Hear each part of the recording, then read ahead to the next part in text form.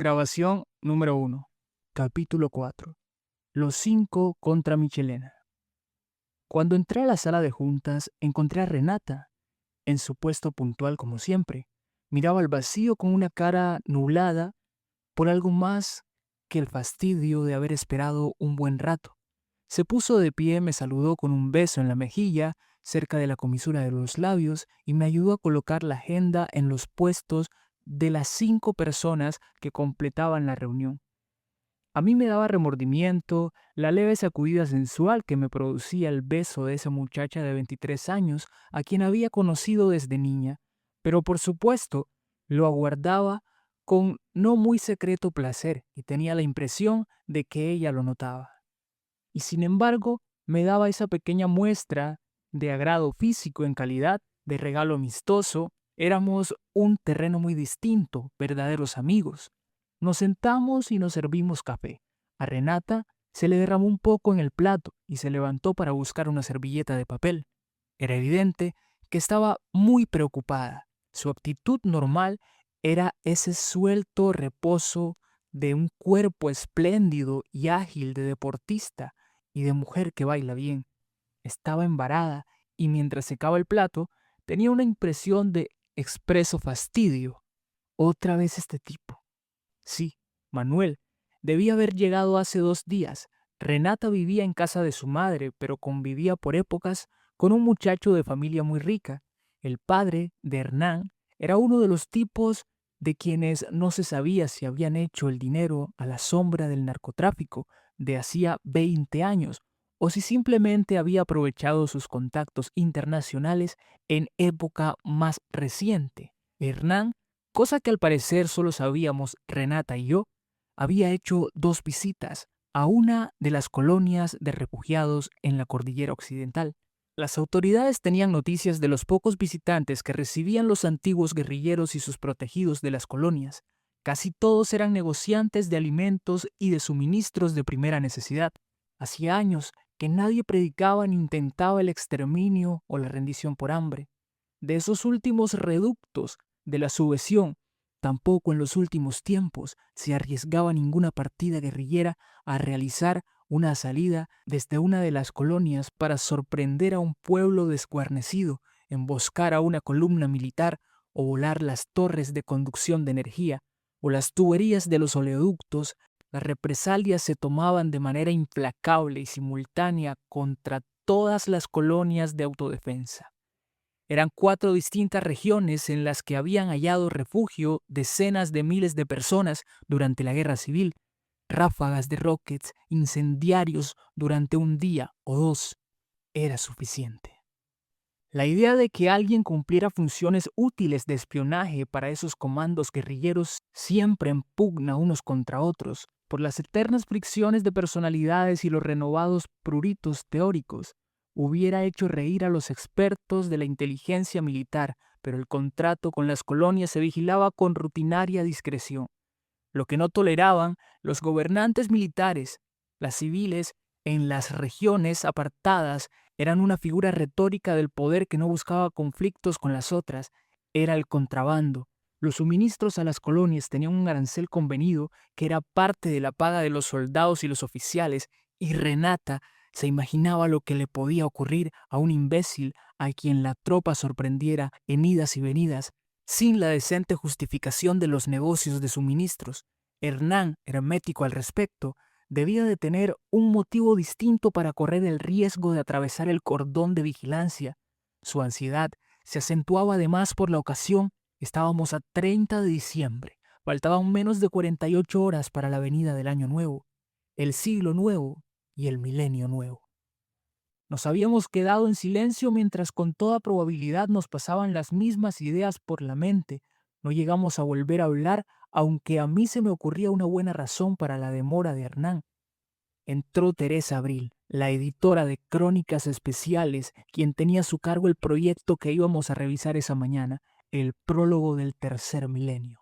Teresa bordeaba los 40 años, se había dedicado al periodismo desde la universidad, con una concentración obsesiva y un tenaz e inteligente agarre en la realidad.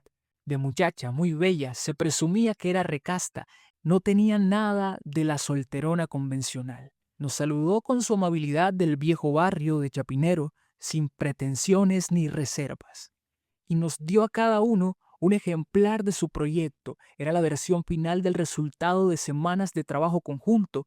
Tal como escribía Teresa, no tenía fisura. Allí estaba diáfano y concatenado todo lo que habíamos puesto cada uno de nosotros. Más honradamente, lo que había conseguido extraernos esa profesional de amplio espectro, como complemento de las ideas iniciales. Todo el comité sabía que el director del periódico, en receso forzado por las circunstancias políticas, le había dado su bendición al esquema de esa publicaciones semanales destinadas a recibir el tercer milenio con un recuento histórico cuyo objetivo era sustentar un severo enjuiciamiento de los últimos 10 años, la etapa de la guerra civil en grande escala, de la infiltración decisiva de los narcotraficantes en el gobierno y de las medidas respectivas tomadas contra Colombia por el Consejo Mundial de Prevención de las Adicciones.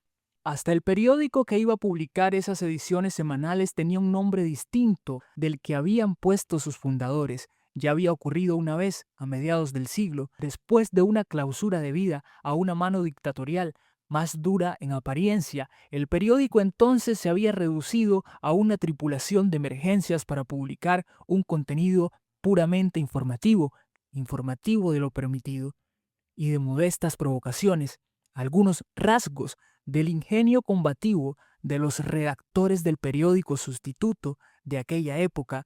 En los más viejos de ahora éramos niños o adolescentes, nos venían todavía a la memoria. Lo curioso que era sobre el sustituto actual: no se ejercía ninguna censura previa, ni había retaliaciones posteriores a alguna información que el gobierno considerara peligrosa o tendenciosa. Como se seguía diciendo, el cambio de nombre y la reducción de las circunstancias parecían bastante al nuevo gobierno para fundamentar el principio de autoridad delante de un país que ya no discutía. Los cupos de papel y los recursos de contacto con la realidad, agencias de noticias, carnets y permisos para los reporteros, incluso combustible para los vehículos, eran materia de aprobación oficial desde 1998, al término de la Guerra Civil. Los amables burócratas de la red de control que se había establecido entre los ministerios de Gobierno y de Defensa le dedicaron al periódico una sagaz operación tortuga, hecha de las consabidas dilaciones y confusiones en las que asomaba de pronto el escollo duro de una orden terminante. 2 empleados del periódico gestionaban los permisos y las órdenes de suministros. Eran 2 viejos expertos en todas las mañas y las vueltas del mundillo oficial que hubiera podido dictar cátedra de Derecho Administrativo en la universidad. Veían pasar delante de ellos a decenas de oficiales jovencitos dedicados y decididos a la nueva profesión de intermediarios de la red de control. El contacto electrónico con las 4 agencias de noticias internacionales se había interrumpido en parte por interferencia del gobierno y en parte como efecto de las medidas restrictivas tomadas por el COMPA contra Colombia, cuando la influencia de los antiguos narcotraficantes en el gobierno se volvió materia de discusión en el Congreso norteamericano a raíz de la fuga, en una cárcel de Florida, de un traficante de armas con antecedentes en la DEA. El periódico no le dejó otra alternativa que aceptar los servicios de la LITS, Luna International Press Service. Ya en esos meses sabía que los teléfonos estaban intervenidos, que solo aprobaban raciones de combustibles para 3 de los jeeps de los reporteros, que los cupos de papel alcanzaban apenas para la 1/4 parte de la circulación y que había elementos del gobierno encargados de provocar y organizar paros y demoras entre el numeroso personal de los repartidores. Hasta allí, el director había mantenido el espíritu de lucha de un periódico acostumbrado a saber que el precio de la libertad de expresión era el de soportar adversidades más o menos atrabiliarias. Pero cuando lo que se planteó fue publicar las versiones de la realidad internacional de la agencia fundada por un ambiguo fascistoide patrocinado por 3 gobiernos reaccionarios, el director decidió cerrar. La empresa oficial de telecomunicaciones le bloqueaba cualquier correspondencia internacional. No se quedó en las oficinas un día más, después de la fecha de agosto de 1998, en que el periódico anunció su cierre, solo temporal, pero indefinido. Podemos tratar de combatir la desinformación con que se manipula a Colombia en las condiciones de máxima desventaja, decía el editorial el día del cierre, pero no aceptamos colaborar con ella a sabiendas en el campo internacional aún subsisten agencias de noticias independientes. Se nos impide el contacto con cualquiera de ellas, es decir, la comunicación con las venas por las cuales corre la verdad, que no consiste en la deformada versión de la realidad difundida constantemente por los poderosos medios de las comunicaciones oficializadas entre el silencio y la falsedad que le traería gajes a este periódico, un pasajero alivio en el cerro burocrático a sus operaciones más elementales. Escogemos la primera opción. No será la primera vez que un silencio honorable contribuya a la credibilidad futura de este diario, no solo antiguo, sino más duradero, de las tiranías rampantes o disimuladas. El mismo día, la televisión oficial informó sobre el cierre del periódico motivado por la reducción de su circulación. Era un desierto montaje de oficinas y talleres, 30 segundos de la escena de una protesta de los repartidores, con la voz de un líder que acusaba al periódico de estar dejando sin trabajo a 200 padres y madres de familia, y con la figura del director y su propia voz en un párrafo entresacado de sus declaraciones a una de las agencias internacionales independientes. Eran declaraciones de 6 meses atrás, cuando el gobierno le comunicó la reducción de sus cupos de suministro de papel a la cuarta parte, lo cual evidentemente forzaba al periódico a operar en una escala de circulación ruinosa para su economía. Cuando se decidió el cierre del periódico hacía casi 10 años que ya había dejado de colaborar en la página editorial con mi columna La Ventana de Manuel Botero. Tenía un pequeño ingreso de retirado de una agencia extranjera de noticias que bastaba a mis necesidades de viudo sin hijos. Acababa de superar el pintoresco trauma de los 50 años, o por lo menos eso creía. Trabajaba en mi segunda novela, luego de la publicación de la primera, que no había sido ni un suces de está incompleto, ni un total fracaso de librería. Después de un matrimonio juvenil dichoso, que solo duró 4 años, había tenido una serie de relaciones enredadas con mujeres entre angustiosas y desastrosas. Eso decía de ellas mi amigo Rodrigo Sánchez, casado él mismo y separado 4 veces, padre de 3 hijos y seductor seguro de mujeres guapas e interesantes de todas las edades. Rodrigo Sánchez despertaba pasiones urgentes. Nunca supimos si a pesar de, o precisamente a causa de su cara de gamín bogotano, de la figura desmedrada que hacía juego con ella y de la desfachatez con que las engañaba a unas y otras sin respeto ninguno por el orden cronológico, Rodrigo también se había retirado del periódico hacía años. Pero el motivo de su retiro no era literario, sino utilitario, sin cultura universitaria, y aún pensábamos que no había hecho el bachillerato completo. Escribía con claridad y gracia desde sus primeros tiempos de reportero. En el oficio se desarrollaron y se agudizaron sus mejores cualidades, la pasión por los detalles vitales y la originalidad con la que abordaba los hechos. Hubiera sido columnista o jefe de redacción si lo hubiera querido. Su vocación era la reportería y llegó a poner en práctica un sistema de investigación intuitiva, a un mismo tiempo digna de confianza y económica de tiempo. Cuando fundó su agencia de noticias, le llovieron los periodistas jóvenes y de talento de todo el país a pedirle trabajo. Todos querían ponerse al lado de quien se había ganado la reputación de ser el reportero y el cronista más leído y respetado en Colombia.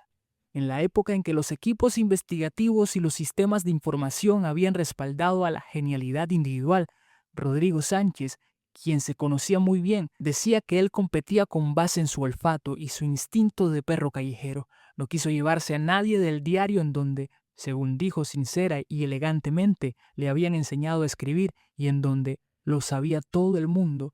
Tenía centenares de miles de lectores propios. Organizó su agencia y la puso a marchar en cuestión de semanas y empezó a hacer dinero, un montón de dinero que no dilapidaba.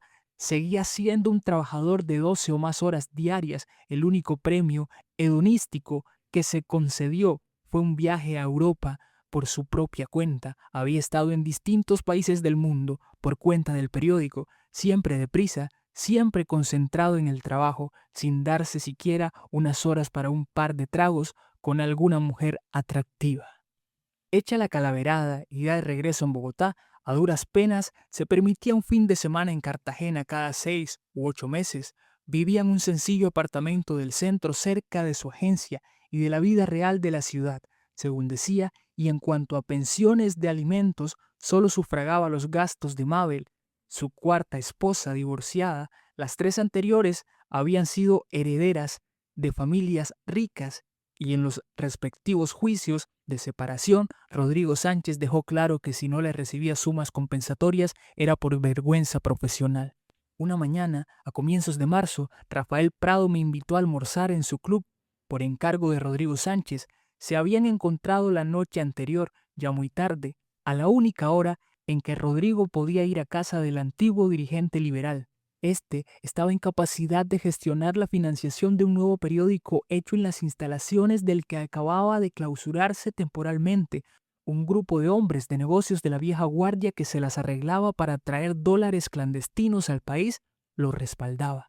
Prado conocía la historia del periódico y sabía que eso se había hecho una vez hacía cerca de 50 años. Y pensaba que Rodrigo era el hombre que podía aportar no solo buen trabajo periodístico, sino lectores, para una publicación restringida a Bogotá y que contara con la gente leal del sistema de distribución que quedaba en la capital, cercano a sus 60. Ese hombre que había encabezado una ala populista del liberalismo en el decenio del 80, que había competido por la candidatura del partido y había tenido que aceptar la derrota, estaba ahora en la sombra, fuera del juego político. Habían quedado todas las figuras de cierto relieve en ambos partidos de la guerra civil, había dividido a las clases políticas, por fin, en términos claros.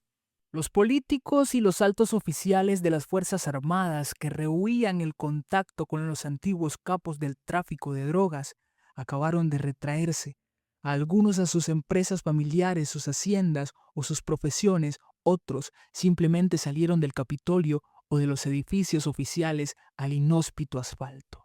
Rafael Prado no era en términos prácticos ni propietario, ni profesional, ni cesante político. Contaba con la confianza de un grupo que en esos meses postreros del milenio reproducía con curiosa similitud el Olimpo radical derrotado. Hacía más de 100 años por Núñez y no resignado a desaparecer entre estos hombres, unos maduros, otros mayores y otros provectos, alguno valetudinario, había expresidentes de la República, antiguos líderes regionales y unos cuantos banqueros y hombres de empresas reducidos a su mínima expresión. El repliegue de los hombres de negocios, motivado por la misma ola incontenible de los dólares de tráfico, de empresas y bancos, era mucho más melancólico a los ojos de la gente que el de los políticos. Unos señores aún bien vestidos cuyos apellidos eran de los fundadores o los accionistas mayoritarios de las grandes compañías manufactureras, de comercio o de servicio, en los últimos tiempos manejaban un tallercito rebuscado, una boutique, una puente de soda, una granja de huevos, y la gente le compraba entre otras razones para darse el lujo de compadecerlos en sus propias barbas. Compadecerlos sin dejar de vivir un agradable momento de trato personal, aunque fuera ya en el exilio financiero, con esas exfiguras de las páginas sociales. Ellos, por su parte, seguían lavando sin esfuerzo la barrera de los buenos modales por encima de los mostradores o de los escritorios. Alguno de esos caballerescos resistentes detrás de las verduras de un expendio de productos de su antigua finca de recreo o entre los martillazos de un taller de reparaciones mecánicas paseaban una figura desenvuelta y una sonrisa valiente, otros una digna aureola de matrimonio, otros, a quienes los colombianos que no ignoramos ni sabemos nada por completo, no acabábamos de descifrar, tenían dólares en el exterior y se refugiaban indiscretos e inactivos en sus mansiones y en sus clubes. Rodrigo, aún dejando huérfana a su agencia de noticias, había aceptado jugarse la parada con Rafael Prado, y parecía un extraño que lo hiciera después de haber logrado que el nuevo gobierno y los militares lo dejaran operar con relativa independencia, no solo en Colombia, sino a través de una red que incluía unos cuantos corresponsales en los Estados Unidos y en la Comunidad Europea. No era raro. Para mí, conociéndolo como lo conocía, Rodrigo no tenía agüeros cuando se trataba de emplear los muchos matices de su asombrosa viveza para sobrevivir y aún para seguir ganando dinero. pero sabía que no podía competir con la combinación desinformadora de la radio y la televisión oficializadas. Sabía que lo tenían en Colombia y también que el efecto de sus crónicas analíticas e internacionadas no pasaban de un grupo de élite de sus antiguos centenares de miles de lectores, gente culta y progresista, sin arrestos para nada, gente acostumbrada a mirar a todos los gobiernos como un mal necesario, que entre otros lujos, cada año más escasos, se daba el de enterarse más o menos bien de qué era lo que pasaba en la realidad. Y sabía que las informaciones de su agencia en el extranjero no tenían otro efecto que confirmar las que los diplomáticos les mandaban a sus gobiernos, después de leerlo a él mismo. Este país no le importa un 4 letras a nadie, me había dicho una vez. Los gringos y los europeos que mandan saben a qué atenerse, pero si Colombia tiene forma de país narco, ellos no se van a poner a explicarle a nadie que los narcos son los manipuladores desde el extranjero y no nosotros. Apenas dejamos de producir muertos a razón de 1000 diarios, se tranquilizaron y a nosotros, por mal que nos vaya, dicen ellos, no está en el coro de los grillos que cantan a la luna. La TV oficializada le compraba a la agencia de Rodrigo material gráfico y tal cual crónica para poder incluir su nombre en la lista de periodistas al servicio de los canales. La lista pasaba despacio delante de los ojos de los televidentes y descreídos de los colombianos 4 veces por la mañana y otras tantas hasta el cierre de las emisiones. Como todo el que podía hacerlo, Rodrigo había mandado su plata para afuera. Un diplomático con quien intercambiaba datos femeninos le había ayudado, pero le sabía mal irse del país y no buscar la forma de replantear el forcejo en sus propios términos. Tanto más me había dicho la última vez que nos vimos, cuanto que ahora ya no lo callan a uno a tiros, sino que lo ponen. ¿Cómo era que decía el viejo español que tú citas desde la segunda copa de vino? ¿Ah, sí? Lo ponen a uno en el coro de los grillos que cantan en la luna.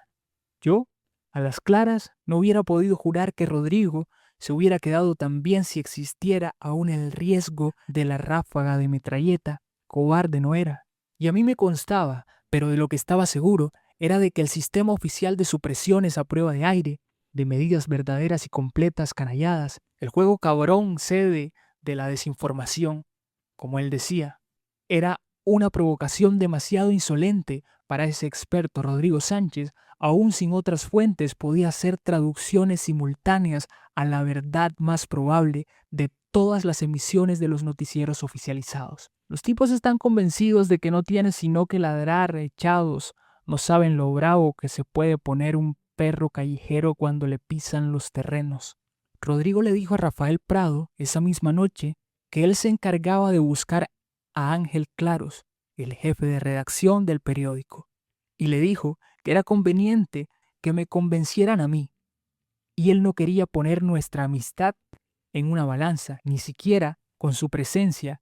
Sabía que la rutina de una empresa, aunque fuera de la que se esqueletó de periódico que iban a publicar, a mí me iba a resultar muy difícil de soportar. Y a esas alturas de mi vida, yo era un puente entre ellos y los dueños del periódico con quienes tenía amistad desde los años del colegio. Era probable que mis viejos amigos se sintieran representados por mí en el periódico sustituto. Por el lado de la orientación editorial y la conducta política, el director les dijo luego a Rafael Prado y a Sánchez que esa era una razón más para cederles el uso de las instalaciones, aunque la participación de Rodrigo bastaba.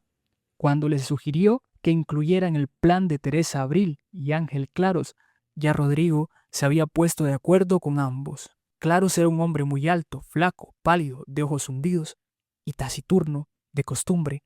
Los reporteritos decían que les tecleaba en la pantalla de su terminal del sistema de redacción las respuestas a las preguntas que demandaran más de un sí o un no, y llevaba decenios como jefe de redacción. Manejaba todos los recursos del periódico con una fluidez tranquila y campechana que no se alteraba sino 2 o 3 veces al día.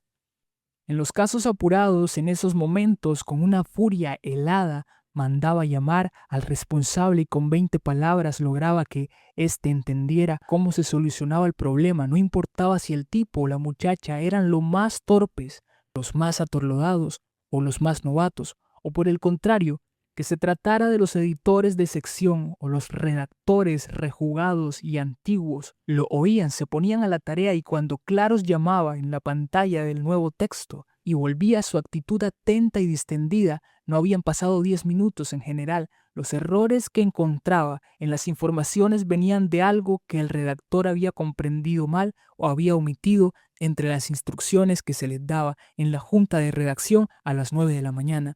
Ángel Claros tenía en la cabeza el desarrollo de la fecha de lo que pasaba en la política, gobierno y economía, y una buena teoría sobre cómo podía evolucionar. Lo mismo que Sánchez, había aprendido a decodificar las realidades más probables a partir de la maraña de intervenciones, exageraciones y eufemismos de la radio y la televisión controladas por el gobierno. Poco después de Teresa Abril llegó Claros. Antes de sentarse nos saludó con una sonrisa, un intenso relámpago de simpatía juvenil que iluminaba su cara severa.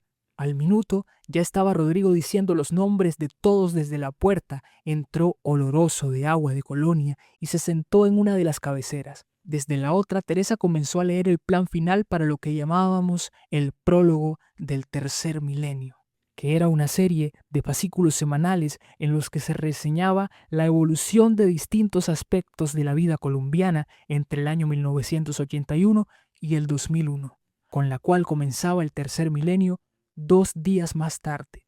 La idea había partido del hervidero sagaz y combativo de Rodrigo Sánchez. Llevaba en la cabeza al gobierno, le resulta fácil disolver la información diaria en un periódico de escasa circulación, en los torrentes de la desinformación manejada por sus expertos de la televisión y de la radio, pero un recuento detallado del pasado inmediato podía establecer una base de juicio concatenado que reviviera la noción de la realidad en unas pocas mentes dentro y fuera del país. Rodrigo calculaba que una campaña retrospectiva para contrarrestar su alegato histórico era necesariamente una serie de programas aburridos a muerte para el gran público. El gobierno hacía encuestas semanales de sintonía y opinión y anunciaba con el usual y certero despliegue de los cambios de programas hechos para la satisfacción de la inteligencia mayoritaria.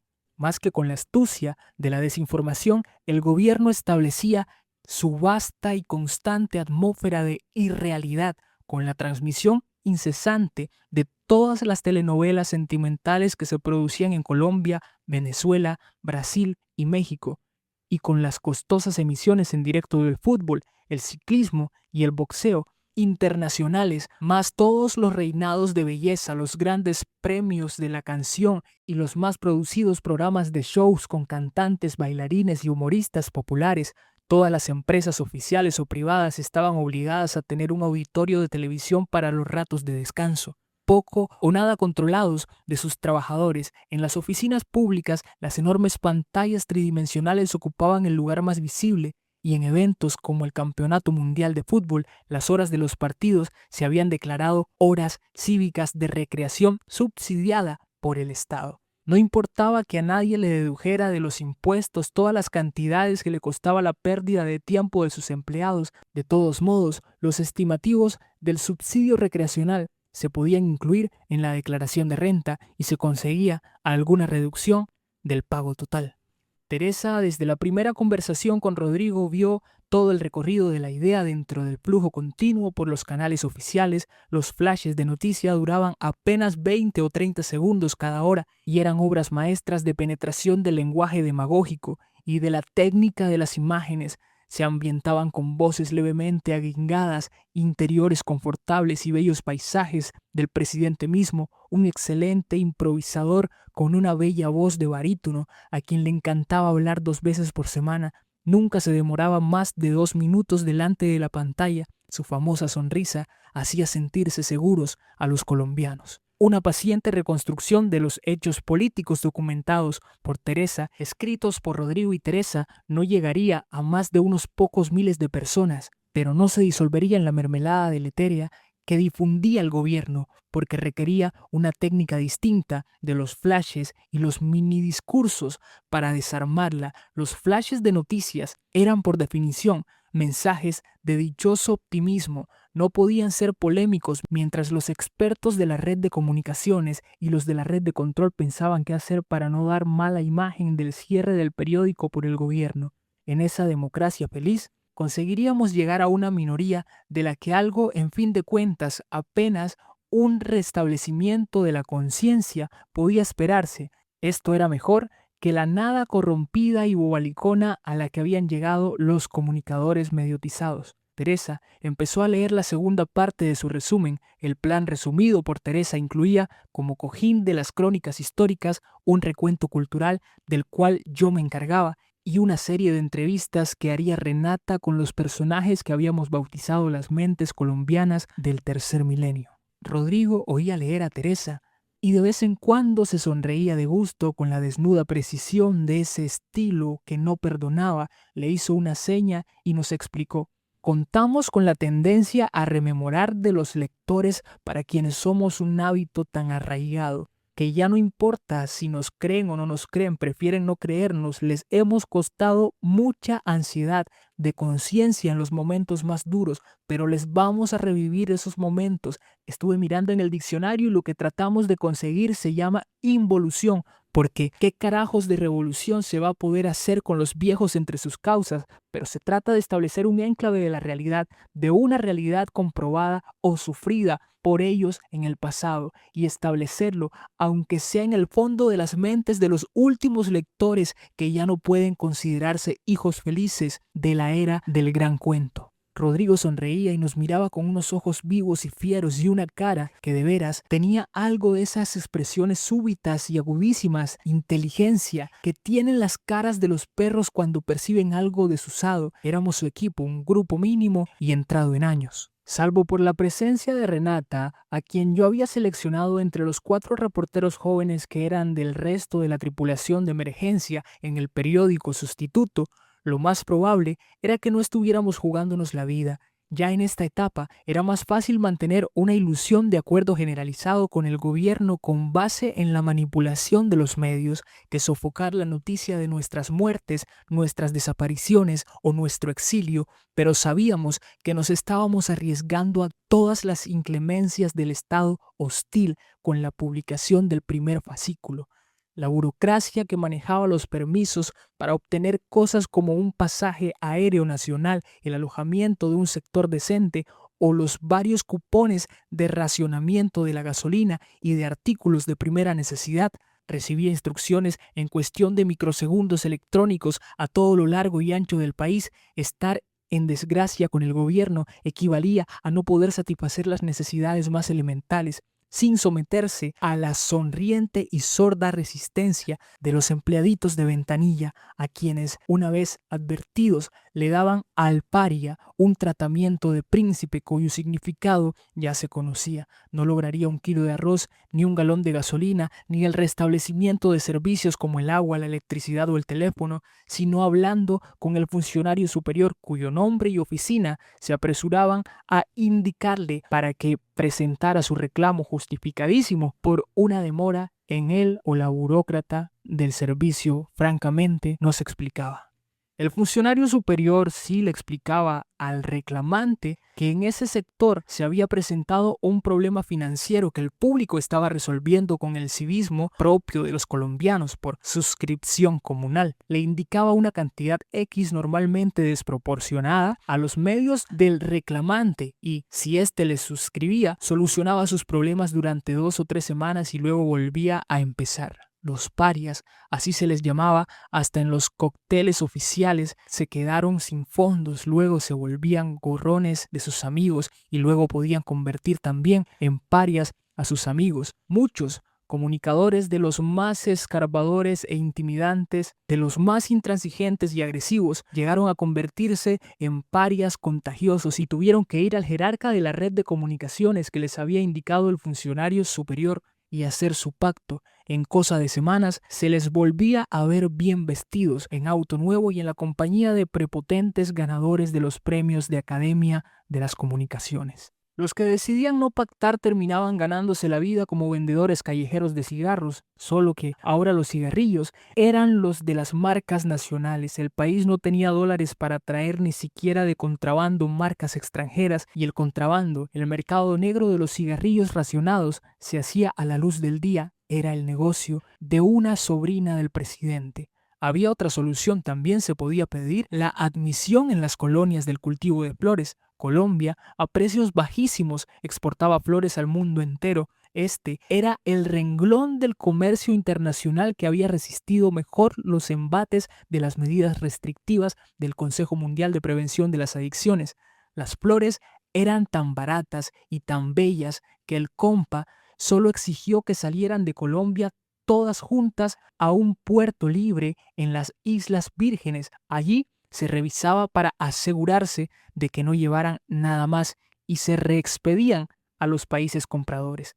Las colonias de flores, aun con la considerable automatización a que había llegado, demandaba mucho trabajo manual. Los trabajadores se turnaban en jornadas de 8 horas y eran en la práctica internos. No había transporte para movilizarse desde las vastísimas granjas de floricultura que pronto comenzaron a llamarse colonias. El nombre era intencionado, por supuesto, era lo mismo trabajar para Fedeflores que estar refugiado en una de las colonias de autodefensa de los antiguos rebeldes y de los campesinos de los que habían seguido a sus enclaves de las cordilleras o de la selva. No se sabía bien qué hacían. De algunos se rumoraba que seguían sembrando coca y que competían con los capos, pero nadie tenía pruebas concluyentes de los trabajadores de las colonias de Fedeflores. Se sabía que hacían 3 turnos rigurosos para trabajar, para comer y para dormir en los mismos invernaderos plásticos, las mismas mesas y las mismas camas, en comedores y dormitorios. Las colonias de flores eran como la legión extranjera, la francesa de comienzos del siglo. Allí no se hacían preguntas, se consideraba posible que un antiguo sicario, un ladrón de automóviles o un funcionario que había exagerado en las suscripciones comunales pudiera haber encontrado refugio en ellas, pero eran excepciones ínfimas entre los millares de campesinos protegidos por el ejército en la guerra civil, que no quisieron acogerse a la otra protección, la de las guerrillas, o que llegaron a los enclaves de la selva y las montañas cuando ya no había lugar para ellos y tuvieron que regresar y entregarse a las Fuerzas Armadas. Aunque no recibían trato distinto y se confundían, los parias urbanas formaban una cofradía especial. Se les veía juntos en las horas de las comidas o de descanso, conversando e intercambiando revistas y libros viejos. La lectura se consideraba mal vista, aunque no estuviera prohibida, y desde luego esas publicaciones de varios meses atrás y esas resobadas novelas competían mal con los noticieros y las telenovelas que aparecían en las pantallas tridimensionales de alta fidelidad 24 horas al día, en los comedores y en las salas de reunión en donde se tomaba té de coca para compensar la falta de cigarrillos. De los 5 del comité de ese 30 de diciembre del 2000, solo Rodrigo podía arreglárselas para salir del país. Si lo peor llegaba a lo peor, los demás nos hacíamos bromas sobre lo que iba a ser nuestra montona existencia de parias en las colonias. Sabíamos que ese era el más probable resultado de lo que hacíamos. Si lo hacíamos bien y nos disponíamos a hacerlo sin ningún sentimiento de heroicidad, más bien con una rabia acumulada mezclada de repugnancia por el país falso y desvergonzado en que se había convertido nuestra patria, Teresa Abril terminó de leer su resumen, las líneas de sus bloques sinópticos de cada año entre 1981 y el momento presente hubieran podido usarse ya como titulares en cada entrega. Nombraba los hechos claves anteriores a la frenética guerra civil y a la paz cívica. Y luego describía la instauración de un régimen que se había infiltrado por entre los artículos de las constituciones como el poder de los capos en las estructuras de la economía, con la lubricación de cantidades de dinero tan desmesuradas que alcanzaban para comprar a casi cualquier nación del tercer mundo. La figura del presidente Nicanor Michelena atravesaba esos años desde una secretaria de Hacienda departamental hasta el Congreso y luego a los corredores del poder que pasaban por la red de control. No tenía nada genial, maquiavélico, abyecto o siniestro. Era la lisa y llana sinvergüencería en el poder. Los 4 más maduros, sin darnos cuenta, nos habíamos quedado mirando a Renata. En el curso de la lectura y la discusión había salido de su actitud tensa y ausente y había participado con calor y claridad. Ponía una singularidad firme en ciertos puntos de opinión que no nos parecían implícitas. Era la honradez juvenil que esperábamos de ella, pero ella quería estar segura de que su contribución era tan profesional y necesaria como las nuestras. Y lo era, además. Todos sabíamos que a sus 23 años estaba jugando mucho más que nosotros. En la distensión de tener ya listo el proyecto después de las últimas discusiones y ajustes, la simpatía por su destino más joven encontraba lugar para surgir de esos instantes de silencio. Renata tenía que escribir el reportaje que le había tomado el profesor Sanín Bodeb, el filólogo más famoso del país, y estaba corta de tiempo. Vaciló entre decirnos algo en broma, como en otras ocasiones, o despedirse a secas, e hizo lo segundo. Al salir, la vi ya llegando a la sala de redacción, andando a paso rápido, otra vez embarada y como envuelta por esa aura de desazón que formaban a su alrededor los jóvenes cuando se sentían rabiosamente desgraciados.